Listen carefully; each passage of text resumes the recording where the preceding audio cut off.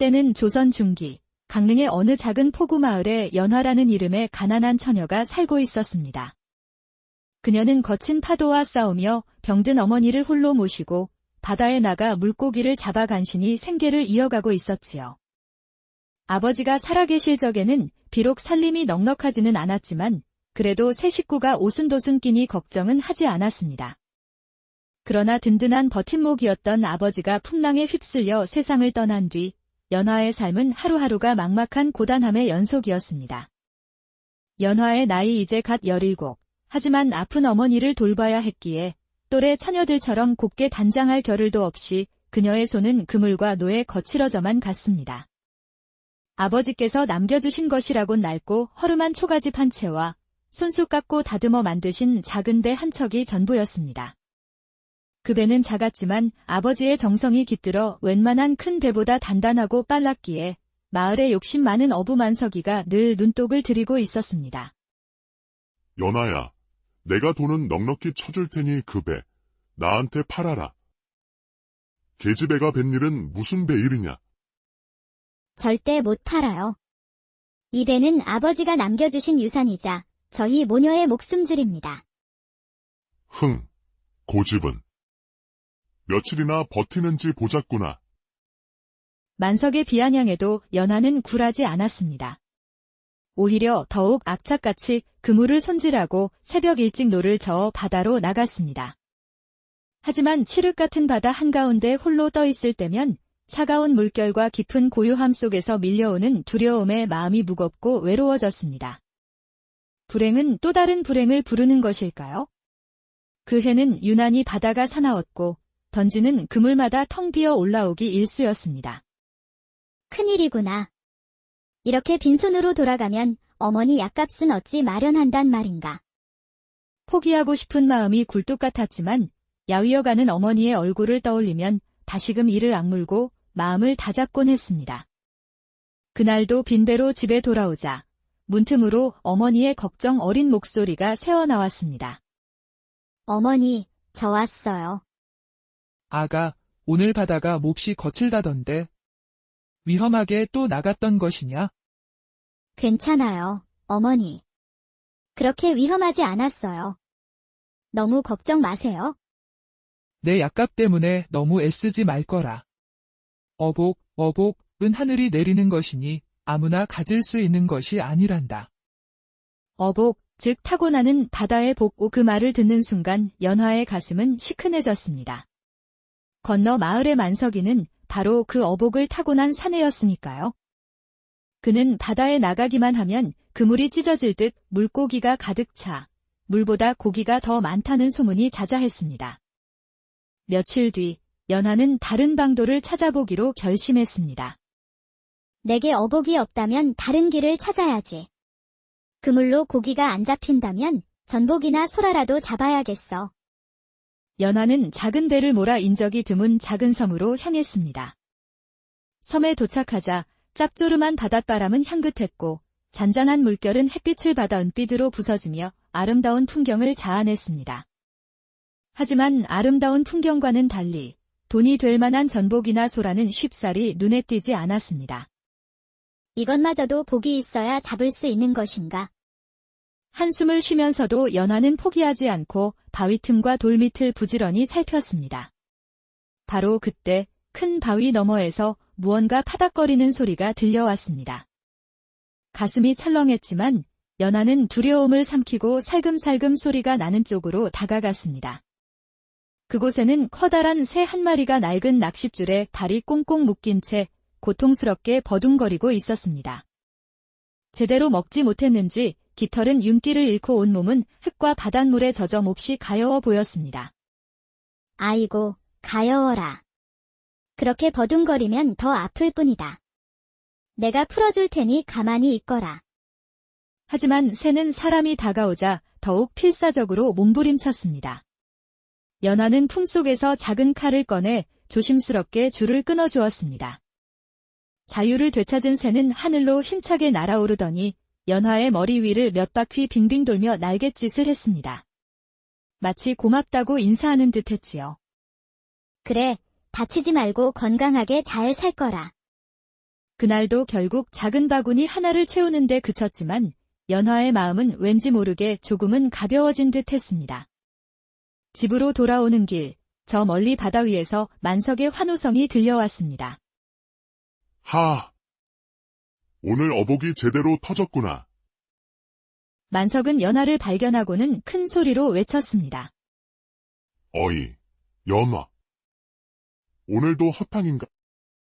내가 작아서 버리려던 고기 몇 마리 있는데 그것이라도 줄까? 자린고비로 소문난 그가 공짜로 무언가를 줄 리 없었습니다. 연화는 그의 말을 무시하고 묵묵히 노를 저었습니다. 이 계집애가 내 성의를 무시해. 그러니 평생 어복도 없이 가난하게 사는 게다. 싫으면 관둬라. 만석의 악담은 비수가 되어 연화의 심장에 박혔습니다. 아픈 어머니를 생각하니 서러움의 닭똥 같은 눈물이 뺨을 타고 흘러내렸습니다. 어머니, 죄송해요. 제가 능력이 없어 어머니를 잘 모시지도 못하고. 며칠 뒤 연화의 집 앞마당으로 허리가 살짝 굽은 한 노인이 천천히 걸어 들어왔습니다. 수수한 삼배옷 차림이었지만 그의 눈빛만은 바다처럼 맑고 깊었습니다. 어르신, 무슨 일로 이 먼 곳까지 오셨는지요? 뱃일이 쉽지 않다 들었네? 자, 이걸 가지게나. 그의 손에는 작은 삼배 주머니가 들려 있었습니다. 연화가 조심스레 받아 열어보니 그 안에는 낡은 동전 한 입이 들어 있었습니다. 어르신, 이건 동전 한 잎이지 않습니까? 이걸 어찌? 사양 말고 지니고 있게. 언젠가 꼭 필요할 때가 올 게야. 노인은 연화의 얼굴을 찬찬히 살피더니 의미심장한 말을 덧붙였습니다. 어복은 없지만 사람을 살리는 큰 복 하나는 지녔구먼. 그 말만 남긴 채 노인은 홀연히 사라졌습니다. 연화는 동전을 소중히 주머니에 넣고 힘들 때마다 노인의 따뜻한 마음을 떠올리며 위로를 삼았습니다. 그러던 어느 날 새벽, 바닷가에서 만석의 투덜거리는 소리가 들려왔습니다. 젠장! 망할 놈의 새들 때문에 이게 다 뭐야? 그의 손에는 여러 군데가 찢기고 올이 풀려 너덜너덜해진 그물이 들려 있었습니다. 아니, 그물이 어쩌다 이리 망가졌어요? 어떤 미친 새떼가 밤새 그물을 쪼아댔지 뭐야. 이따위 너덜너덜한 그물, 고기들이 다 도망가겠어. 버려야겠다. 그 순간 연화의 눈이 번쩍였습니다. 만석 아저씨. 버릴 거면 져주세요. 만석은 잠시 샘을 굴리더니 비열한 미소를 지었습니다. 흥, 공짜로는 안 되지. 내가 쓴다니 동전 세 입만 받고 팔겠다. 아까는 버린다고 하지 않으셨어요? 내 물건 값은 내가 정하는 거지. 살 거냐, 말 거냐. 연화는 기가 막혔지만 그때 노인이 준 동전 한 입이 떠올랐습니다. 제게 있는 돈은 동전 한 잎뿐입니다. 이걸로 괜찮다면 사겠습니다. 허, 그래. 불쌍하니 한 잎에 팔아주마. 연화는 그 그물을 들고 와 밤이 깊도록 등잔불 아래에서 정성껏 꿰맸습니다. 며칠 후, 그물은 비록 낡아 보였지만 세상에 하나뿐인 귀한 그물로 다시 태어났습니다. 다음 날 이른 새벽, 연화는 희망을 품고 바다로 나가 조심스럽게 그물을 내렸습니다. 부디. 어머니 약간만이라도 꼭 마련하게 해주소서. 시간이 얼마나 흘렀을까? 갑자기 작은 배가 쿵 하고 휘청거리더니 그물과 연결된 줄이 팽팽하게 당겨졌습니다. 연화가 온 힘을 다해 줄을 당기자 수면 위로 모습을 드러낸 그물 속에는 은빛 비늘을 번쩍이는 크고 작은 물고기들이 가득했습니다. 그날 이후 연화는 매일같이 만선을 이루었고 그 모습을 지켜보던 만석의 속은 부글부글 끓어올랐습니다. 저 그물, 원래 내 것이었는데. 저 계집애가 처음부터 나를 홀려 그물을 빼앗아 간 게 분명해. 그날 밤, 질투심에 잠 못 이루던 만석은 달빛조차 숨은 틈을 타 고양이처럼 발소리를 죽이며 연화의 집으로 숨어들었습니다. 그는 처마 밑에 말려있던 그물을 발견하고는 이를 악물고 품속에 끌어안았습니다. 이건 원래 내 것이었어. 이제 다시 내 손에 돌아왔을 뿐이야. 다음 날 아침, 그물이 사라진 것을 발견한 연화의 심장은 철렁 내려앉았습니다. 집 안팎을 샅샅이 뒤졌지만 그물은 어디에도 없었습니다. 며칠 후, 바다 위에서는 이상한 광경이 펼쳐졌습니다. 만석의 배가 그 어느 때보다 많은 고기를 잡아 올린 것입니다. 연화는 자신의 그물을 도둑 맞았다는 확신을 가지고 관하로 달려갔습니다. 하지만 마침 그 고을에 암행어사가 출두했다는 소문이 퍼져 탐욕스러운 사또는 비리를 감추느라 정신이 없었습니다. 사또 나리. 제 그물이 없어졌습니다. 이것이 없으면 생계를 이어갈 수 없으니 제발 찾아주십시오. 쯧쯧. 그물 하나 없어진 것까지 이 바쁜 내가 찾아줘야 한단 말이냐. 너희 같은 가난뱅이들은 항상 뭘 잃어버리고 울상만 짓더구나. 사또의 비아냥에 연화는 깊은 절망에 빠졌습니다. 설상가상으로 어머니의 병세는 갑자기 악화되어 기침과 고열로 극심한 고통에 시달렸습니다. 연화는 어머니를 잃을 수 없다는 생각에 의원 집으로 달려가 애원했습니다. 의원님, 제발 약 좀 지어주세요. 돈은 나중에 꼭 갚겠습니다. 내 사정은 딱하지만 외상은 아니 되네. 돈 없는 건 온 마을이 다 아는데 어찌 믿고 약을 내주겠나. 바로 그때 허름한 옷차림의 한 젊은 선비가 의원집 앞을 지나가다 걸음을 멈췄습니다. 여보시오. 어미가 아프다는데 약값 때문에 사람 목숨을 외면해서야 되겠어? 의원이 못 들은 척하자 선비는 품에서 귀한 부채 하나를 꺼내 보였습니다. 허면 이 부채를 담보로 잡히겠소. 그러니 어서 약부터 지어주시오. 의원은 부채의 가치를 알아보고는 마지못해 약을 내주었습니다. 약을 받아든 연화는 선비에게 깊이 허리를 숙였습니다. 이 은혜는 평생 잊지 않겠습니다. 하지만 저는 지금 돈을 벌 수가 없습니다. 만석에게서 산 그물을 도둑 맞아 바다에 나가지 못하고 있어요. 그렇다면 내 부채를 찾으려면 그 그물을 꼭 찾아야겠군요. 그날 오후 선비는 연화와 함께 관하로 가 사또에게 당당히 말했습니다. 사또, 바쁘시다면 제가 직접 그물 도둑을 찾아도 되겠소? 허, 귀찮게 됐군. 마음대로 해보시오. 나야 좋지. 다음 날 아침, 관아 마당에는 선비가 그물 도둑을 잡는다는 소문에 마을 사람들이 구름처럼 몰려들었습니다. 선비는 만석을 포함한 3명의 어부를 불러 세우고는 그들의 관상을 보기 시작했습니다. 만석의 관상을 보니 이마가 좁고 미간이 오므라들어 속이 좁고 눈앞에 이익만 좇는 성질이로다. 눈빛은 옹졸하고 입술은 야른히 남을 속이려는 마음을 숨기기에 알맞은 상이여. 선비의 예리한 말에 만석의 얼굴은 새빨갛게 달아올랐습니다. 사또. 증거가 필요하다면 지금 당장 만석의 집을 수색해 보시면 될 일입니다. 사또는 마지못해 수색을 명했고 포졸들은 곧 만석의 집 깊숙한 곳에서 연화의 그물을 찾아냈습니다. 이 깨맨 자국을 보시오. 제 손이 아니면 만들 수 없는 매듭입니다. 아니요.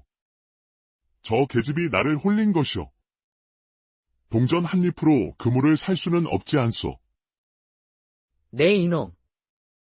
내 입으로 동전 한 잎에 그물을 팔았다고 실토했구나. 또한 내 그물이라면 어찌 그리 깊이 감춰두었겠느냐. 결국 만석은 죄가 드러나 곤장을 맞게 되었습니다. 그때 사또가 궁금하다는 듯 물었습니다.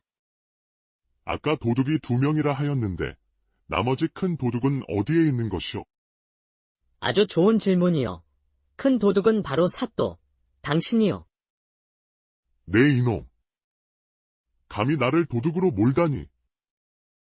여봐라. 저 자를 당장 하옥하라. 바로 그 순간 우렁찬 외침이 관아를 뒤흔들었습니다. 암행어사 출두여. 허름한 선비의 옷을 벗어 던진 그는 위풍당당한 암행어사의 모습으로 변해 있었습니다. 순식간에 관군들이 들이닥쳤고 사또와 이방, 포졸들은 모두 그 앞에 납작 엎드렸습니다. 암행어사는 그동안 백성들에게서 받은 억울한 사연과 사또의 집에서 찾아낸 비리 장부를 증거로 내밀었습니다. 아, 암행어사 나리. 죽을 죄를 지었습니다. 한 번만 살려주십시오. 이 고을의 썩은 냄새가 진동하는구나. 백성의 피눈물을 외면한 내 놈의 죄를 용서할 수 없다. 사또와 관련된 자들을 모두 포박하라. 모든 비리가 밝혀지고 탐관오리들이 끌려가자 마당에는 백성들의 안도의 한숨과 환호성이 터져 나왔습니다. 일이 마무리된 뒤 암행어사는 연화를 찾았지만 그녀는 이미 사라지고 없었습니다. 그는 알 수 없는 간절함에 이끌려 바닷가로 향했고 그곳에서 붉게 물든 노을을 바라보는 연화의 뒷모습을 발견했습니다. 그 순간 그는 왜 자신이 이토록 그녀를 찾아 헤맸는지 깨달았습니다. 암행어사는 천천히 그녀 곁으로 다가가 나란히 앉았습니다. 왜 그리 슬피 울고 있는 것이오? 너무 감사해서요. 세상에 저를 돕는 사람은 아무도 없다고 생각했는데 노인 어르신, 이름 모를 새, 그리고 나리님까지 그 마음이 제겐 세상 전부처럼 느껴집니다. 그리 감사하다면서 어찌 인사 한마디 없이 사라진 것이오? 암행어사 나리께 제가 어찌 가까이 할 수 있겠습니까? 그물을 찾았으니 고기를 잡아 나리의 귀한 부채를 찾아드리려 했습니다. 암행어사는 바다보다 깊고 별보다 맑은 그녀의 눈동자를 가만히 바라보았습니다. 그대의 얼굴은 참으로 귀한 관상이요. 바람 앞에서도 꺾이지 않는 대나무처럼 굳건하고 맑은 샘물처럼 그 마음이 깨끗하니. 그는 부드러운 미소와 함께 연화의 손을 조심스럽게 잡았습니다. 붉은 노을이 두 사람을 따스하게 때는 조선 중기, 강릉의 어느 작은 포구 마을에 연화라는 이름의 가난한 처녀가 살고 있었습니다.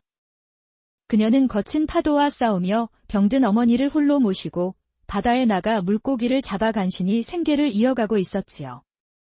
아버지가 살아계실 적에는 비록 살림이 넉넉하지는 않았지만 그래도 세 식구가 오순도순 끼니 걱정은 하지 않았습니다. 그러나 든든한 버팀목이었던 아버지가 풍랑에 휩쓸려 세상을 떠난 뒤 연화의 삶은 하루하루가 막막한 고단함의 연속이었습니다. 연화의 나이 이제 갓 17, 하지만 아픈 어머니를 돌봐야 했기에 또래 처녀들처럼 곱게 단장할 겨를도 없이 그녀의 손은 그물과 노에 거칠어져만 갔습니다. 아버지께서 남겨주신 것이라곤 낡고 허름한 초가집 한 채와 손수 깎고 다듬어 만드신 작은 배 한 척이 전부였습니다. 그 배는 작았지만 아버지의 정성이 깃들어 웬만한 큰 배보다 단단하고 빨랐기에 마을에 욕심 많은 어부 만석이가 늘 눈독을 들이고 있었습니다. 연아야, 내가 돈은 넉넉히 쳐줄 테니 그 배, 나한테 팔아라. 계집애가 뱃 일은 무슨 배일이냐? 절대 못 팔아요. 이 배는 아버지가 남겨주신 유산이자 저희 모녀의 목숨줄입니다. 흥, 고집은. 며칠이나 버티는지 보자꾸나. 만석의 비아냥에도 연화는 굴하지 않았습니다. 오히려 더욱 악착같이 그물을 손질하고 새벽 일찍 노를 저어 바다로 나갔습니다. 하지만 칠흑 같은 바다 한가운데 홀로 떠 있을 때면 차가운 물결과 깊은 고요함 속에서 밀려오는 두려움에 마음이 무겁고 외로워졌습니다. 불행은 또 다른 불행을 부르는 것일까요? 그 해는 유난히 바다가 사나웠고 던지는 그물마다 텅 비어 올라오기 일쑤였습니다. 큰일이구나. 이렇게 빈손으로 돌아가면 어머니 약값은 어찌 마련한단 말인가. 포기하고 싶은 마음이 굴뚝 같았지만 야위어가는 어머니의 얼굴을 떠올리면 다시금 이를 악물고 마음을 다잡곤 했습니다. 그날도 빈배로 집에 돌아오자 문틈으로 어머니의 걱정 어린 목소리가 새어나왔습니다. 어머니, 저 왔어요. 아가, 오늘 바다가 몹시 거칠다던데. 위험하게 또 나갔던 것이냐? 괜찮아요, 어머니. 그렇게 위험하지 않았어요. 너무 걱정 마세요. 내 약값 때문에 너무 애쓰지 말 거라. 어복은 하늘이 내리는 것이니 아무나 가질 수 있는 것이 아니란다. 어복, 즉 타고나는 바다의 복오 그 말을 듣는 순간 연화의 가슴은 시큰해졌습니다. 건너 마을의 만석이는 바로 그 어복을 타고난 사내였으니까요. 그는 바다에 나가기만 하면 그물이 찢어질 듯 물고기가 가득 차 물보다 고기가 더 많다는 소문이 자자했습니다. 며칠 뒤 연화는 다른 방도를 찾아보기로 결심했습니다. 내게 어복이 없다면 다른 길을 찾아야지. 그물로 고기가 안 잡힌다면 전복이나 소라라도 잡아야겠어. 연화는 작은 배를 몰아 인적이 드문 작은 섬으로 향했습니다. 섬에 도착하자 짭조름한 바닷바람은 향긋했고 잔잔한 물결은 햇빛을 받아 은빛으로 부서지며 아름다운 풍경을 자아냈습니다. 하지만 아름다운 풍경과는 달리 돈이 될 만한 전복이나 소라는 쉽사리 눈에 띄지 않았습니다. 이것마저도 복이 있어야 잡을 수 있는 것인가? 한숨을 쉬면서도 연화는 포기하지 않고 바위 틈과 돌 밑을 부지런히 살폈습니다. 바로 그때 큰 바위 너머에서 무언가 파닥거리는 소리가 들려왔습니다. 가슴이 철렁했지만 연화는 두려움을 삼키고 살금살금 소리가 나는 쪽으로 다가갔습니다. 그곳에는 커다란 새 한 마리가 낡은 낚싯줄에 발이 꽁꽁 묶인 채 고통스럽게 버둥거리고 있었습니다. 제대로 먹지 못했는지 깃털은 윤기를 잃고 온몸은 흙과 바닷물에 젖어 몹시 가여워 보였습니다. 아이고, 가여워라. 그렇게 버둥거리면 더 아플 뿐이다. 내가 풀어줄 테니 가만히 있거라. 하지만 새는 사람이 다가오자 더욱 필사적으로 몸부림쳤습니다. 연화는 품속에서 작은 칼을 꺼내 조심스럽게 줄을 끊어주었습니다. 자유를 되찾은 새는 하늘로 힘차게 날아오르더니 연화의 머리 위를 몇 바퀴 빙빙 돌며 날갯짓을 했습니다. 마치 고맙다고 인사하는 듯 했지요. 그래, 다치지 말고 건강하게 잘 살 거라. 그날도 결국 작은 바구니 하나를 채우는데 그쳤지만 연화의 마음은 왠지 모르게 조금은 가벼워진 듯 했습니다. 집으로 돌아오는 길, 저 멀리 바다 위에서 만석의 환호성이 들려왔습니다. 하! 오늘 어복이 제대로 터졌구나. 만석은 연화를 발견하고는 큰 소리로 외쳤습니다. 어이, 연화. 오늘도 허탕인가? 내가 작아서 버리려던 고기 몇 마리 있는데 그것이라도 줄까? 자린고비로 소문난 그가 공짜로 무언가를 줄 리 없었습니다. 연화는 그의 말을 무시하고 묵묵히 노를 저었습니다. 이 계집애가 내 성의를 무시해. 그러니 평생 어복도 없이 가난하게 사는 게다. 싫으면 관둬라. 만석의 악담은 비수가 되어 연화의 심장에 박혔습니다. 아픈 어머니를 생각하니 서러움의 닭똥 같은 눈물이 뺨을 타고 흘러내렸습니다.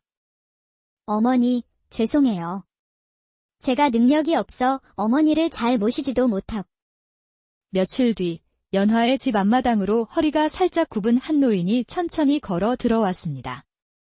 수수한 삼배옷 차림이었지만 그의 눈빛만은 바다처럼 맑고 깊었습니다. 어르신, 무슨 일로 이 먼 곳까지 오셨는지요? 뱃일이 쉽지 않다 들었네? 자, 이걸 가지게나. 그의 손에는 작은 삼배 주머니가 들려 있었습니다. 연화가 조심스레 받아 열어보니 그 안에는 낡은 동전 한 입이 들어 있었습니다. 어르신, 이건 동전 한 잎이지 않습니까? 이걸 어찌? 사양 말고 지니고 있게. 언젠가 꼭 필요할 때가 올 게야. 노인은 연화의 얼굴을 찬찬히 살피더니 의미심장한 말을 덧붙였습니다. 어복은 없지만 사람을 살리는 큰 복 하나는 지녔구먼. 그 말만 남긴 채 노인은 홀연히 사라졌습니다. 연화는 동전을 소중히 주머니에 넣고 힘들 때마다 노인의 따뜻한 마음을 떠올리며 위로를 삼았습니다. 그러던 어느 날 새벽, 바닷가에서 만석의 투덜거리는 소리가 들려왔습니다. 젠장! 망할 놈의 새들 때문에 이게 다 뭐야? 그의 손에는 여러 군데가 찢기고 올이 풀려 너덜너덜해진 그물이 들려 있었습니다. 아니, 그물이 어쩌다 이리 망가졌어요? 어떤 미친 새떼가 밤새 그물을 쪼아댔지 뭐야. 이따위 너덜너덜한 그물, 고기들이 다 도망가겠어. 버려야겠다. 그 순간 연화의 눈이 번쩍였습니다. 만석 아저씨. 버릴 거면 져주세요. 만석은 잠시 샘을 굴리더니 비열한 미소를 지었습니다. 공짜로는 안 되지. 내가 쓴다니 동전 세 입만 받고 팔겠다. 아까는 버린다고 하지 않으셨어요? 내 물건 값은 내가 정하는 거지.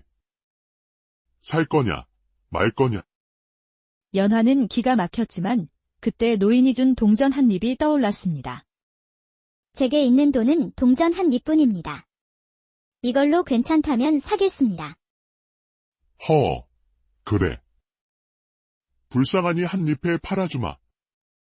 연화는 그 그물을 들고 와 밤이 깊도록 등잔불 아래에서 정성껏 꿰맸습니다. 며칠 후 그물은 비록 낡아 보였지만 세상에 하나뿐인 귀한 그물로 다시 태어났습니다. 다음 날 이른 새벽, 연화는 희망을 품고 바다로 나가 조심스럽게 그물을 내렸습니다. 부디. 어머니 약간만이라도 꼭 마련하게 해주소서. 시간이 얼마나 흘렀을까? 갑자기 작은 배가 쿵 하고 휘청거리더니 그물과 연결된 줄이 팽팽하게 당겨졌습니다. 연화가 온 힘을 다해 줄을 당기자 수면 위로 모습을 드러낸 그물 속에는 은빛 비늘을 번쩍이는 크고 작은 물고기들이 가득했습니다. 그날 이후 연화는 매일같이 만선을 이루었고 그 모습을 지켜보던 만석의 속은 부글부글 끓어올랐습니다. 저 그물, 원래 내 것이었는데. 저 계집애가 처음부터 나를 홀려 그물을 빼앗아 간 게 분명해. 그날 밤 질투심에 잠 못 이루던 만석은 달빛조차 숨은 틈을 타 고양이처럼 발소리를 죽이며 연화의 집으로 숨어들었습니다. 그는 처마 밑에 말려있던 그물을 발견하고는 이를 악물고 품속에 끌어안았습니다. 이건 원래 내 것이었어. 이제 다시 내 손에 돌아왔을 뿐이야. 다음 날 아침 그물이 사라진 것을 발견한 연화의 심장은 철렁 내려앉았습니다. 집 안팎을 샅샅이 뒤졌지만 그물은 어디에도 없었습니다. 며칠 후 바다 위에서는 이상한 광경이 펼쳐졌습니다. 만석의 배가 그 어느 때보다 많은 고기를 잡아 올린 것입니다. 연화는 자신의 그물을 도둑 맞았다는 확신을 가지고 관하로 달려갔습니다. 하지만 마침 그 고을에 암행어사가 출두했다는 소문이 퍼져 탐욕스러운 사또는 비리를 감추느라 정신이 없었습니다. 사또 나리. 제 그물이 없어졌습니다. 이것이 없으면 생계를 이어갈 수 없으니 제발 찾아주십시오. 쯔쯔, 그물 하나 없어진 것까지 이 바쁜 내가 찾아줘야 한단 말이냐. 너희 같은 가난뱅이들은 항상 뭘 잃어버리고 울상만 짓더구나. 사또의 비아냥에 연화는 깊은 절망에 빠졌습니다. 설상가상으로 어머니의 병세는 갑자기 악화되어 기침과 고열로 극심한 고통에 시달렸습니다. 연화는 어머니를 잃을 수 없다는 생각에 의원 집으로 달려가 애원했습니다. 의원님, 제발 약 좀 지어주세요. 돈은 나중에 꼭 갚겠습니다. 내 사정은 딱하지만 외상은 아니 되네. 돈 없는 건 온 마을이 다 아는데 어찌 믿고 약을 내주겠나. 바로 그때 허름한 옷차림의 한 젊은 선비가 의원집 앞을 지나가다 걸음을 멈췄습니다. 여보시오. 어미가 아프다는데 약값 때문에 사람 목숨을 외면해서야 되겠어? 의원이 못 들은 척하자 선비는 품에서 귀한 부채 하나를 꺼내 보였습니다. 허면 이 부채를 담보로 잡히겠소. 그러니 어서 약부터 지어주시오. 의원은 부채의 가치를 알아보고는 마지못해 약을 내주었습니다. 약을 받아든 연화는 선비에게 깊이 허리를 숙였습니다. 이 은혜는 평생 잊지 않겠습니다. 하지만 저는 지금 돈을 벌 수가 없습니다. 만석에게서 산 그물을 도둑 맞아 바다에 나가지 못하고 있어요. 그렇다면 내 부채를 찾으려면 그 그물을 꼭 찾아야겠군요. 그날 오후 선비는 연화와 함께 관하로 가 사또에게 당당히 말했습니다. 사또, 바쁘시다면 제가 직접 그물 도둑을 찾아도 되겠소? 귀찮게 됐군. 마음대로 해보시오. 나야 좋지. 다음 날 아침, 관아 마당에는 선비가 그물 도둑을 잡는다는 소문에 마을 사람들이 구름처럼 몰려들었습니다. 선비는 만석을 포함한 3명의 어부를 불러 세우고는 그들의 관상을 보기 시작했습니다. 만석의 관상을 보니 이마가 좁고 미간이 오므라들어 속이 좁고 눈앞에 이익만 좇는 성질이로다. 눈빛은 옹졸하고 입술은 야른히 남을 속이려는 마음을 숨기기에 알맞은 상이여. 선비의 예리한 말에 만석의 얼굴은 새빨갛게 달아올랐습니다. 사또. 증거가 필요하다면 지금 당장 만석의 집을 수색해 보시면 될 일입니다. 사또는 마지못해 수색을 명했고 포졸들은 곧 만석의 집 깊숙한 곳에서 연화의 그물을 찾아냈습니다. 이 깨맨 자국을 보시오. 제 손이 아니면 만들 수 없는 매듭입니다. 아니요. 저 계집이 나를 홀린 것이오. 동전 한 잎으로 그물을 살 수는 없지 않소. 네 이놈. 내 입으로 동전 한 잎에 그물을 팔았다고 실토했구나. 또한 내 그물이라면 어찌 그리 깊이 감춰두었겠느냐. 결국 만석은 죄가 드러나 곤장을 맞게 되었습니다. 그때 사또가 궁금하다는 듯 물었습니다. 아까 도둑이 2명이라 하였는데 나머지 큰 도둑은 어디에 있는 것이오? 아주 좋은 질문이요. 큰 도둑은 바로 사또, 당신이요. 네 이놈. 감히 나를 도둑으로 몰다니. 여봐라. 저 자를 당장 하옥하라. 바로 그 순간 우렁찬 외침이 관아를 뒤흔들었습니다. 암행어사 출두여. 허름한 선비의 옷을 벗어 던진 그는 위풍당당한 암행어사의 모습으로 변해 있었습니다. 순식간에 관군들이 들이닥쳤고 사또와 이방, 포졸들은 모두 그 앞에 납작 엎드렸습니다. 암행어사는 그동안 백성들에게서 받은 억울한 사연과 사또의 집에서 찾아낸 비리 장부를 증거로 내밀었습니다. 아, 암행어사 나리. 죽을 죄를 지었습니다. 한 번만 살려주십시오. 이 고을의 썩은 냄새가 진동하는구나. 백성의 피눈물을 외면한 내 놈의 죄를 용서할 수 없다. 사또와 관련된 자들을 모두 포박하라. 모든 비리가 밝혀지고 탐관오리들이 끌려가자 마당에는 백성들의 안도의 한숨과 환호성이 터져 나왔습니다. 일이 마무리된 뒤 암행어사는 연화를 찾았지만 그녀는 이미 사라지고 없었습니다. 그는 알 수 없는 간절함에 이끌려 바닷가로 향했고 그곳에서 붉게 물든 노을을 바라보는 연화의 뒷모습을 발견했습니다. 그 순간 그는 왜 자신이 이토록 그녀를 찾아 헤맸는지 깨달았습니다. 암행어사는 천천히 그녀 곁으로 다가가 나란히 앉았습니다. 왜 그리 슬피 울고 있는 것이오? 너무 감사해서요. 세상에 저를 돕는 사람은 아무도 없다고 생각했는데 노인 어르신, 이름 모를 새, 그리고 나리님까지 그 마음이 제겐 세상 전부처럼 느껴집니다. 그리 감사하다면서 어찌 인사 한마디 없이 사라진 것이오? 암행어사 나리께 제가 어찌 가까이 할 수 있겠습니까? 그물을 찾았으니 고기를 잡아 나리의 귀한 부채를 찾아드리려 했습니다. 암행어사는 바다보다 깊고 별보다 맑은 그녀의 눈동자를 가만히 바라보았습니다. 그대의 얼굴은 참으로 귀한 관상이요. 바람 앞에서도 꺾이지 않는 대나무처럼 굳건하고 맑은 샘물처럼 그 마음이 깨끗하니. 그는 부드러운 미소와 함께 연화의 손을 조심스럽게 잡았습니다. 붉은 노을이 두 사람을 따스하게 때는 조선 중기, 강릉의 어느 작은 포구 마을에 연화라는 이름의 가난한 처녀가 살고 있었습니다. 그녀는 거친 파도와 싸우며 병든 어머니를 홀로 모시고 바다에 나가 물고기를 잡아 간신히 생계를 이어가고 있었지요. 아버지가 살아계실 적에는 비록 살림이 넉넉하지는 않았지만 그래도 세 식구가 오순도순 끼니 걱정은 하지 않았습니다. 그러나 든든한 버팀목이었던 아버지가 풍랑에 휩쓸려 세상을 떠난 뒤 연화의 삶은 하루하루가 막막한 고단함의 연속이었습니다.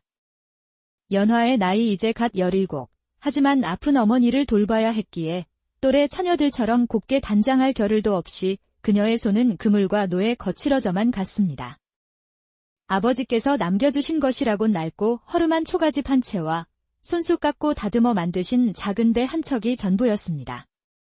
그 배는 작았지만 아버지의 정성이 깃들어 웬만한 큰 배보다 단단하고 빨랐기에 마을에 욕심 많은 어부 만석이가 늘 눈독을 들이고 있었습니다. 연아야, 내가 돈은 넉넉히 쳐줄 테니 그 배, 나한테 팔아라. 계집애가 뱃 일은 무슨 배 일이냐? 절대 못 팔아요. 이 배는 아버지가 남겨주신 유산이자 저희 모녀의 목숨줄입니다. 흥, 고집은. 며칠이나 버티는지 보자꾸나. 만석의 비아냥에도 연하는 굴하지 않았습니다. 오히려 더욱 악착같이 그물을 손질하고 새벽 일찍 노를 저어 바다로 나갔습니다. 하지만 칠흑 같은 바다 한가운데 홀로 떠 있을 때면 차가운 물결과 깊은 고요함 속에서 밀려오는 두려움에 마음이 무겁고 외로워졌습니다. 불행은 또 다른 불행을 부르는 것일까요? 그 해는 유난히 바다가 사나웠고 던지는 그물마다 텅 비어 올라오기 일쑤였습니다. 큰일이구나. 이렇게 빈손으로 돌아가면 어머니 약값은 어찌 마련한단 말인가. 포기하고 싶은 마음이 굴뚝 같았지만 야위어가는 어머니의 얼굴을 떠올리면 다시금 이를 악물고 마음을 다잡곤 했습니다. 그날도 빈배로 집에 돌아오자 문틈으로 어머니의 걱정 어린 목소리가 새어나왔습니다. 어머니, 저 왔어요. 아가, 오늘 바다가 몹시 거칠다던데. 위험하게 또 나갔던 것이냐? 괜찮아요, 어머니. 그렇게 위험하지 않았어요. 너무 걱정 마세요. 내 약값 때문에 너무 애쓰지 말 거라. 어복은 하늘이 내리는 것이니 아무나 가질 수 있는 것이 아니란다. 어복, 즉 타고나는 바다의 복오 그 말을 듣는 순간 연화의 가슴은 시큰해졌습니다. 건너 마을의 만석이는 바로 그 어복을 타고난 사내였으니까요. 그는 바다에 나가기만 하면 그물이 찢어질 듯 물고기가 가득 차 물보다 고기가 더 많다는 소문이 자자했습니다.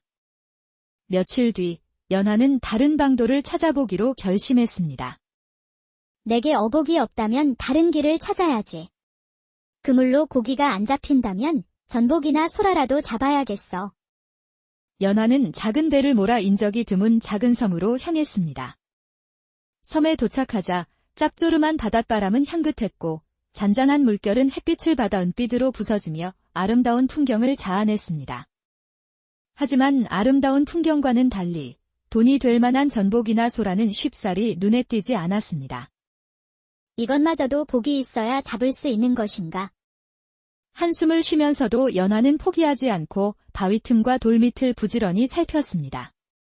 바로 그때 큰 바위 너머에서 무언가 파닥거리는 소리가 들려왔습니다. 가슴이 철렁했지만 연하는 두려움을 삼키고 살금살금 소리가 나는 쪽으로 다가갔습니다. 그곳에는 커다란 새 한 마리가 낡은 낚싯줄에 발이 꽁꽁 묶인 채 고통스럽게 버둥거리고 있었습니다. 제대로 먹지 못했는지 깃털은 윤기를 잃고 온몸은 흙과 바닷물에 젖어 몹시 가여워 보였습니다. 아이고, 가여워라. 그렇게 버둥거리면 더 아플 뿐이다. 내가 풀어줄 테니 가만히 있거라. 하지만 새는 사람이 다가오자 더욱 필사적으로 몸부림쳤습니다. 연하는 품속에서 작은 칼을 꺼내 조심스럽게 줄을 끊어주었습니다. 자유를 되찾은 새는 하늘로 힘차게 날아오르더니 연화의 머리 위를 몇 바퀴 빙빙 돌며 날갯짓을 했습니다. 마치 고맙다고 인사하는 듯 했지요. 그래, 다치지 말고 건강하게 잘 살 거라. 그날도 결국 작은 바구니 하나를 채우는데 그쳤지만 연화의 마음은 왠지 모르게 조금은 가벼워진 듯 했습니다. 집으로 돌아오는 길, 저 멀리 바다 위에서 만석의 환호성이 들려왔습니다. 하! 오늘 어복이 제대로 터졌구나. 만석은 연하를 발견하고는 큰 소리로 외쳤습니다. 어이, 연화. 오늘도 허탕인가? 내가 작아서 버리려던 고기 몇 마리 있는데 그것이라도 줄까? 자린고비로 소문난 그가 공짜로 무언가를 줄 리 없었습니다. 연하는 그의 말을 무시하고 묵묵히 노를 저었습니다. 이 계집애가 내 성의를 무시해. 그러니 평생 어복도 없이 가난하게 사는 게다. 싫으면 관둬라. 만석의 악담은 비수가 되어 연화의 심장에 박혔습니다. 아픈 어머니를 생각하니 서러움에 닭똥 같은 눈물이 뺨을 타고 흘러내렸습니다. 어머니, 죄송해요. 제가 능력이 없어 어머니를 잘 모시지도 못하고. 며칠 뒤 연화의 집 앞마당으로 허리가 살짝 굽은 한 노인이 천천히 걸어 들어왔습니다. 수수한 삼배옷 차림이었지만 그의 눈빛만은 바다처럼 맑고 깊었습니다. 어르신, 무슨 일로 이 먼 곳까지 오셨는지요? 뱃일이 쉽지 않다 들었네? 자, 이걸 가지게나. 그의 손에는 작은 삼배 주머니가 들려 있었습니다. 연화가 조심스레 받아 열어보니 그 안에는 낡은 동전 한 입이 들어 있었습니다. 어르신, 이건 동전 한 잎이지 않습니까? 이걸 어찌? 사양 말고 지니고 있게. 언젠가 꼭 필요할 때가 올 게야. 노인은 연화의 얼굴을 찬찬히 살피더니 의미심장한 말을 덧붙였습니다. 어복은 없지만 사람을 살리는 큰 복 하나는 지녔구먼. 그 말만 남긴 채 노인은 홀연히 사라졌습니다. 연화는 동전을 소중히 주머니에 넣고 힘들 때마다 노인의 따뜻한 마음을 떠올리며 위로를 삼았습니다. 그러던 어느 날 새벽, 바닷가에서 만석의 투덜거리는 소리가 들려왔습니다. 젠장. 망할 놈의 새들 때문에 이게 다 뭐야. 그의 손에는 여러 군데가 찢기고 올이 풀려 너덜너덜해진 그물이 들려 있었습니다. 아니, 그물이 어쩌다 이리 망가졌어요? 어떤 미친 새떼가 밤새 그물을 쪼아댔지 뭐야. 이따위 너덜너덜한 그물, 고기들이 다 도망가겠어. 버려야겠다. 그 순간 연화의 눈이 번쩍였습니다. 만석 아저씨. 버릴 거면 져주세요. 만석은 잠시 샘을 굴리더니 비열한 미소를 지었습니다. 흥, 공짜로는 안 되지. 내가 쓴다니 동전 세 입만 받고 팔겠다. 아까는 버린다고 하지 않으셨어요? 내 물건 값은 내가 정하는 거지. 살 거냐, 말 거냐. 연화는 기가 막혔지만 그때 노인이 준 동전 한 입이 떠올랐습니다. 제게 있는 돈은 동전 한 잎뿐입니다. 이걸로 괜찮다면 사겠습니다. 허, 그래. 불쌍하니 한 잎에 팔아주마. 연화는 그 그물을 들고 와 밤이 깊도록 등잔불 아래에서 정성껏 꿰맸습니다. 며칠 후, 그물은 비록 낡아 보였지만 세상에 하나뿐인 귀한 그물로 다시 태어났습니다. 다음 날 이른 새벽, 연화는 희망을 품고 바다로 나가 조심스럽게 그물을 내렸습니다. 부디. 어머니 약간만이라도 꼭 마련하게 해주소서. 시간이 얼마나 흘렀을까? 갑자기 작은 배가 쿵 하고 휘청거리더니 그물과 연결된 줄이 팽팽하게 당겨졌습니다. 연화가 온 힘을 다해 줄을 당기자 수면 위로 모습을 드러낸 그물 속에는 은빛 비늘을 번쩍이는 크고 작은 물고기들이 가득했습니다. 그날 이후 연화는 매일같이 만선을 이루었고 그 모습을 지켜보던 만석의 속은 부글부글 끓어올랐습니다. 저 그물, 원래 내 것이었는데. 저 계집애가 처음부터 나를 홀려 그물을 빼앗아 간 게 분명해. 그날 밤, 질투심에 잠 못 이루던 만석은 달빛조차 숨은 틈을 타 고양이처럼 발소리를 죽이며 연화의 집으로 숨어들었습니다. 그는 처마 밑에 말려있던 그물을 발견하고는 이를 악물고 품속에 끌어안았습니다. 이건 원래 내 것이었어. 이제 다시 내 손에 돌아왔을 뿐이야. 다음 날 아침, 그물이 사라진 것을 발견한 연화의 심장은 철렁 내려앉았습니다. 집 안팎을 샅샅이 뒤졌지만 그물은 어디에도 없었습니다. 며칠 후, 바다 위에서는 이상한 광경이 펼쳐졌습니다. 만석의 배가 그 어느 때보다 많은 고기를 잡아 올린 것입니다. 연화는 자신의 그물을 도둑 맞았다는 확신을 가지고 관하로 달려갔습니다. 하지만 마침 그 고을에 암행어사가 출두했다는 소문이 퍼져 탐욕스러운 사또는 비리를 감추느라 정신이 없었습니다. 사또 나리. 제 그물이 없어졌습니다. 이것이 없으면 생계를 이어갈 수 없으니 제발 찾아주십시오. 쯔쯔, 그물 하나 없어진 것까지 이 바쁜 내가 찾아줘야 한단 말이냐. 너희 같은 가난뱅이들은 항상 뭘 잃어버리고 울상만 짓더구나. 사또의 비아냥에 연하는 깊은 절망에 빠졌습니다. 설상가상으로 어머니의 병세는 갑자기 악화되어 기침과 고열로 극심한 고통에 시달렸습니다. 연하는 어머니를 잃을 수 없다는 생각에 의원 집으로 달려가 애원했습니다. 의원님, 제발 약 좀 지어주세요. 돈은 나중에 꼭 갚겠습니다. 내 사정은 딱하지만 외상은 아니 되네. 돈 없는 건 온 마을이 다 아는데 어찌 믿고 약을 내주겠나. 바로 그때 허름한 옷차림의 한 젊은 선비가 의원집 앞을 지나가다 걸음을 멈췄습니다. 여보시오. 어미가 아프다는데 약값 때문에 사람 목숨을 외면해서야 되겠어? 의원이 못 들은 척하자 선비는 품에서 귀한 부채 하나를 꺼내 보였습니다. 허면 이 부채를 담보로 잡히겠소. 그러니 어서 약부터 지어주시오. 의원은 부채의 가치를 알아보고는 마지못해 약을 내주었습니다. 약을 받아든 연하는 선비에게 깊이 허리를 숙였습니다. 이 은혜는 평생 잊지 않겠습니다. 하지만 저는 지금 돈을 벌 수가 없습니다. 만석에게서 산 그물을 도둑맞아 바다에 나가지 못하고 있어요. 그렇다면 내 부채를 찾으려면 그 그물을 꼭 찾아야겠군요. 그날 오후 선비는 연하와 함께 관하로 가 사또에게 당당히 말했습니다. 사또, 바쁘시다면 제가 직접 그물 도둑을 찾아도 되겠소? 귀찮게 됐군. 마음대로 해보시오. 나야 좋지. 다음 날 아침 관아 마당에는 선비가 그물 도둑을 잡는다는 소문에 마을 사람들이 구름처럼 몰려들었습니다.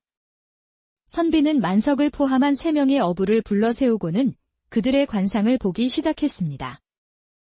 만석의 관상을 보니 이마가 좁고 미간이 오므라들어 속이 좁고 눈앞에 이익만 좇는 성질이로다.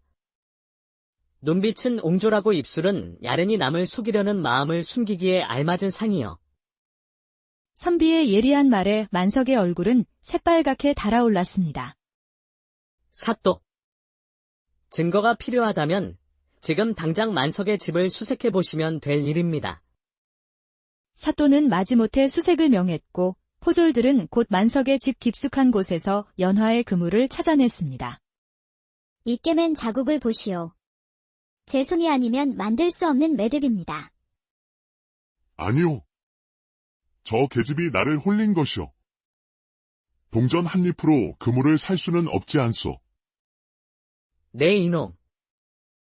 내 입으로 동전 한 잎에 그물을 팔았다고 실토했구나. 또한 내 그물이라면 어찌 그리 깊이 감춰두었겠느냐. 결국 만석은 죄가 드러나 곤장을 맞게 되었습니다. 그때 사또가 궁금하다는 듯 물었습니다. 아까 도둑이 2명이라 하였는데 나머지 큰 도둑은 어디에 있는 것이오? 아주 좋은 질문이요. 큰 도둑은 바로 사또, 당신이요. 네 이놈. 감히 나를 도둑으로 몰다니. 여봐라. 저 자를 당장 하옥하라. 바로 그 순간 우렁찬 외침이 관아를 뒤흔들었습니다. 암행어사 출두여. 허름한 선비의 옷을 벗어 던진 그는 위풍당당한 암행어사의 모습으로 변해 있었습니다. 순식간에 관군들이 들이닥쳤고 사또와 이방, 포졸들은 모두 그 앞에 납작 엎드렸습니다. 암행어사는 그동안 백성들에게서 받은 억울한 사연과 사또의 집에서 찾아낸 비리 장부를 증거로 내밀었습니다. 암행어사 나리. 죽을 죄를 지었습니다. 한 번만 살려주십시오. 이 고을의 썩은 냄새가 진동하는구나. 백성의 피눈물을 외면한 내 놈의 죄를 용서할 수 없다. 사또와 관련된 자들을 모두 포박하라. 모든 비리가 밝혀지고 탐관오리들이 끌려가자 마당에는 백성들의 안도의 한숨과 환호성이 터져 나왔습니다. 일이 마무리된 뒤 암행어 사는 연화를 찾았지만 그녀는 이미 사라지고 없었습니다. 그는 알 수 없는 간절함에 이끌려 바닷가로 향했고 그곳에서 붉게 물든 노을을 바라보는 연화의 뒷모습을 발견했습니다. 그 순간 그는 왜 자신이 이토록 그녀를 찾아 헤맸는지 깨달았습니다. 암행어사는 천천히 그녀 곁으로 다가가 나란히 앉았습니다. 왜 그리 슬피 울고 있는 것이오? 너무 감사해서요. 세상에 저를 돕는 사람은 아무도 없다고 생각했는데 노인 어르신, 이름 모를 새, 그리고 나리님까지 그 마음이 제겐 세상 전부처럼 느껴집니다. 그리 감사하다면서 어찌 인사 한마디 없이 사라진 것이오? 암행어사 나리께 제가 어찌 가까이 할 수 있겠습니까? 그물을 찾았으니 고기를 잡아 나리의 귀한 부채를 찾아드리려 했습니다. 암행어사는 바다보다 깊고 별보다 맑은 그녀의 눈동자를 가만히 바라보았습니다. 그대의 얼굴은 참으로 귀한 관상이요. 바람 앞에서도 꺾이지 않는 대나무처럼 굳건하고 맑은 샘물처럼 그 마음이 깨끗하니. 그는 부드러운 미소와 함께 연화의 손을 조심스럽게 잡았습니다. 붉은 노을이 두 사람을 따스하게 때는 조선 중기, 강릉의 어느 작은 포구 마을에 연화라는 이름의 가난한 처녀가 살고 있었습니다. 그녀는 거친 파도와 싸우며 병든 어머니를 홀로 모시고 바다에 나가 물고기를 잡아 간신히 생계를 이어가고 있었지요. 아버지가 살아계실 적에는 비록 살림이 넉넉하지는 않았지만 그래도 세 식구가 오순도순 끼니 걱정은 하지 않았습니다. 그러나 든든한 버팀목이었던 아버지가 풍랑에 휩쓸려 세상을 떠난 뒤 연화의 삶은 하루하루가 막막한 고단함의 연속이었습니다. 연화의 나이 이제 갓 17, 하지만 아픈 어머니를 돌봐야 했기에 또래 처녀들처럼 곱게 단장할 겨를도 없이 그녀의 손은 그물과 노에 거칠어져만 갔습니다. 아버지께서 남겨주신 것이라곤 낡고 허름한 초가집 한 채와 손수 깎고 다듬어 만드신 작은 배 한 척이 전부였습니다. 그 배는 작았지만 아버지의 정성이 깃들어 웬만한 큰 배보다 단단하고 빨랐기에 마을에 욕심 많은 어부 만석이가 늘 눈독을 들이고 있었습니다. 연아야, 내가 돈은 넉넉히 쳐줄 테니 그 배, 나한테 팔아라. 계집애가 뱃 일은 무슨 배 일이냐? 절대 못 팔아요. 이 배는 아버지가 남겨주신 유산이자 저희 모녀의 목숨줄입니다. 흥, 고집은. 며칠이나 버티는지 보자꾸나. 만석의 비아냥에도 연화는 굴하지 않았습니다. 오히려 더욱 악착같이 그물을 손질하고 새벽 일찍 노를 저어 바다로 나갔습니다. 하지만 칠흑 같은 바다 한가운데 홀로 떠 있을 때면 차가운 물결과 깊은 고요함 속에서 밀려오는 두려움에 마음이 무겁고 외로워졌습니다. 불행은 또 다른 불행을 부르는 것일까요? 그 해는 유난히 바다가 사나웠고 던지는 그물마다 텅 비어 올라오기 일쑤였습니다. 큰일이구나. 이렇게 빈손으로 돌아가면 어머니 약값은 어찌 마련한단 말인가.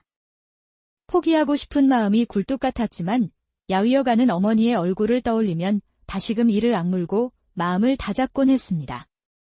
그날도 빈배로 집에 돌아오자 문틈으로 어머니의 걱정 어린 목소리가 새어나왔습니다.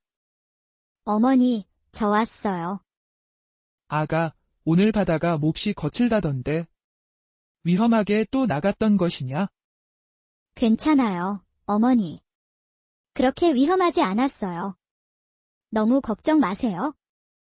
내 약값 때문에 너무 애쓰지 말 거라. 어복은 하늘이 내리는 것이니 아무나 가질 수 있는 것이 아니란다. 어복, 즉 타고나는 바다의 복오 그 말을 듣는 순간 연화의 가슴은 시큰해졌습니다. 건너 마을의 만석이는 바로 그 어복을 타고난 사내였으니까요.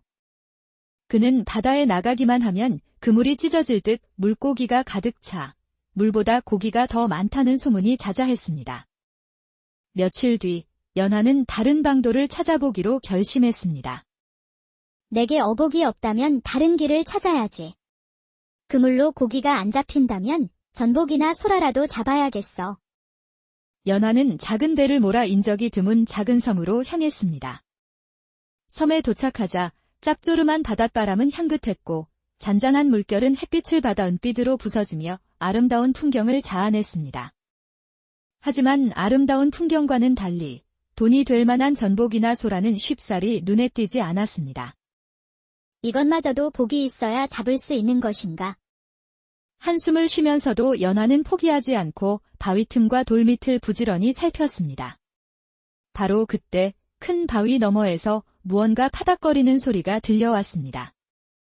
가슴이 철렁했지만 연화는 두려움을 삼키고 살금살금 소리가 나는 쪽으로 다가갔습니다. 그곳에는 커다란 새 한 마리가 낡은 낚싯줄에 발이 꽁꽁 묶인 채 고통스럽게 버둥거리고 있었습니다. 제대로 먹지 못했는지 깃털은 윤기를 잃고 온몸은 흙과 바닷물에 젖어 몹시 가여워 보였습니다. 아이고, 가여워라. 그렇게 버둥거리면 더 아플 뿐이다. 내가 풀어줄 테니 가만히 있거라. 하지만 새는 사람이 다가오자 더욱 필사적으로 몸부림쳤습니다. 연화는 품속에서 작은 칼을 꺼내 조심스럽게 줄을 끊어주었습니다. 자유를 되찾은 새는 하늘로 힘차게 날아오르더니 연화의 머리 위를 몇 바퀴 빙빙 돌며 날갯짓을 했습니다. 마치 고맙다고 인사하는 듯 했지요. 그래, 다치지 말고 건강하게 잘 살 거라. 그날도 결국 작은 바구니 하나를 채우는데 그쳤지만 연화의 마음은 왠지 모르게 조금은 가벼워진 듯 했습니다. 집으로 돌아오는 길, 저 멀리 바다 위에서 만석의 환호성이 들려왔습니다. 하! 오늘 어복이 제대로 터졌구나. 만석은 연화를 발견하고는 큰 소리로 외쳤습니다. 어이, 연화. 오늘도 허탕인가? 내가 작아서 버리려던 고기 몇 마리 있는데 그것이라도 줄까? 자린고비로 소문난 그가 공짜로 무언가를 줄 리 없었습니다. 연화는 그의 말을 무시하고 묵묵히 노를 저었습니다. 이 계집애가 내 성의를 무시해. 그러니 평생 어복도 없이 가난하게 사는 게다. 싫으면 관둬라. 만석의 악담은 비수가 되어 연화의 심장에 박혔습니다. 아픈 어머니를 생각하니 서러움의 닭똥 같은 눈물이 뺨을 타고 흘러내렸습니다. 어머니, 죄송해요. 제가 능력이 없어 어머니를 잘 모시지도 못하고. 며칠 뒤 연화의 집 앞마당으로 허리가 살짝 굽은 한 노인이 천천히 걸어 들어왔습니다. 수수한 삼배옷 차림이었지만 그의 눈빛만은 바다처럼 맑고 깊었습니다. 어르신, 무슨 일로 이 먼 곳까지 오셨는지요? 뱃일이 쉽지 않다 들었네? 자, 이걸 가지게나. 그의 손에는 작은 삼배 주머니가 들려 있었습니다. 연화가 조심스레 받아 열어보니 그 안에는 낡은 동전 한 입이 들어 있었습니다. 어르신, 이건 동전 한 잎이지 않습니까? 이걸 어찌? 사양 말고 지니고 있게. 언젠가 꼭 필요할 때가 올 게야. 노인은 연화의 얼굴을 찬찬히 살피더니 의미심장한 말을 덧붙였습니다. 어복은 없지만 사람을 살리는 큰 복 하나는 지녔구먼. 그 말만 남긴 채 노인은 홀연히 사라졌습니다. 연화는 동전을 소중히 주머니에 넣고 힘들 때마다 노인의 따뜻한 마음을 떠올리며 위로를 삼았습니다. 그러던 어느 날 새벽, 바닷가에서 만석의 투덜거리는 소리가 들려왔습니다. 젠장! 망할 놈의 새들 때문에 이게 다 뭐야? 그의 손에는 여러 군데가 찢기고 올이 풀려 너덜너덜해진 그물이 들려 있었습니다. 아니, 그물이 어쩌다 이리 망가졌어요? 어떤 미친 새떼가 밤새 그물을 쪼아댔지 뭐야. 이따위 너덜너덜한 그물, 고기들이 다 도망가겠어. 버려야겠다. 그 순간 연화의 눈이 번쩍였습니다. 만석 아저씨. 버릴 거면 져주세요. 만석은 잠시 샘을 굴리더니 비열한 미소를 지었습니다. 흥, 공짜로는 안 되지. 내가 쓴다니 동전 세 입만 받고 팔겠다. 아까는 버린다고 하지 않으셨어요? 내 물건 값은 내가 정하는 거지. 살 거냐, 말 거냐. 연화는 기가 막혔지만 그때 노인이 준 동전 한 입이 떠올랐습니다. 제게 있는 돈은 동전 한 잎뿐입니다. 이걸로 괜찮다면 사겠습니다. 허, 그래. 불쌍하니 한 잎에 팔아주마. 연하는 그 그물을 들고